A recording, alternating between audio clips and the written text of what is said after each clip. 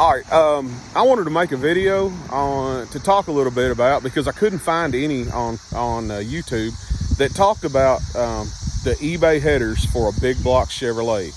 And specifically what I bought them for was a 1993 Chevrolet C3500 crew cab, two-wheel drive dually.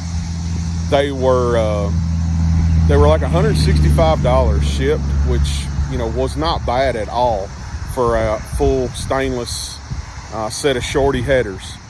After I bought them, I did start doing some research, which I should have done before I bought them.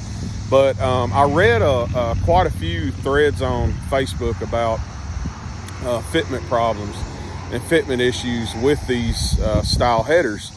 But honestly, really the quality was really good. Came with collectors,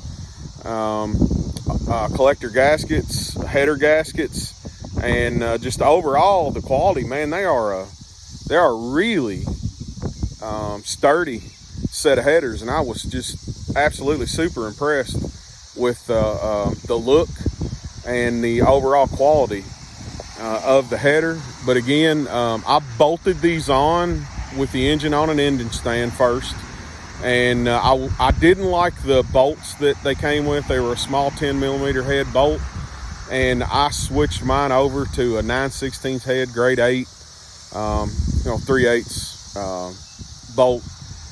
And I did put a split washer on them, along with just a little dab of blue Loctite, because I had read some stories about the header bolts wanting to vibrate out.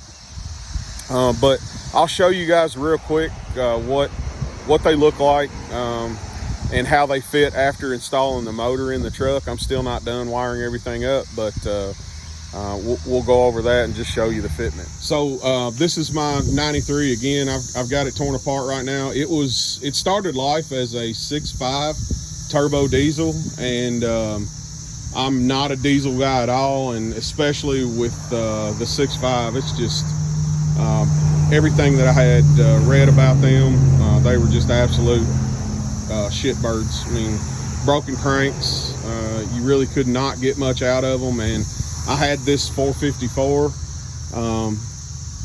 and we ended up doing a pretty good cam, full top end on it. It was under 40,000 miles, so turned out to be a really good motor. We've done the cam braking so far, but if you guys can see the headers, this is the passenger side header. It again, bolted up, really good quality. They did turn colors, all stainless. Will do that when you run them. Somebody was worried about the fitment between the control arm and the header tube. You can't see it here. I can't get my phone down in there, but there's about 1/4 inch between the header tube and the upper control arm. And then in the back, I did have to massage my cab a little bit down there for the fit. I probably went a little too far, but I've done this before I put the motor in.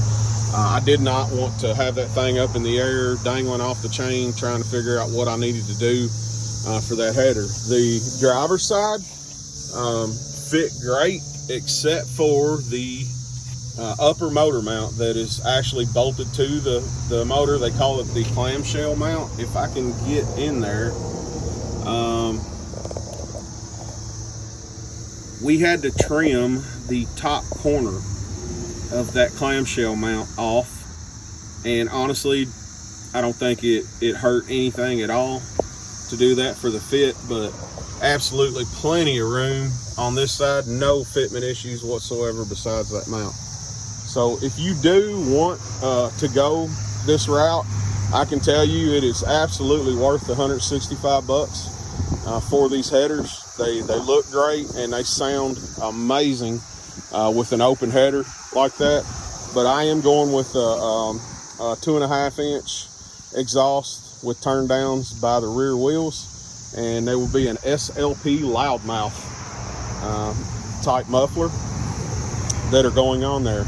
But I just hope this helps with anybody that's wanting to not spend $800, $1,000, $1,200 on a set of headers. So this is a really good option for a 454. So far, you know, I'm really impressed with them. So I would not hesitate to buy another set in a heartbeat. All right, guys, have a good one.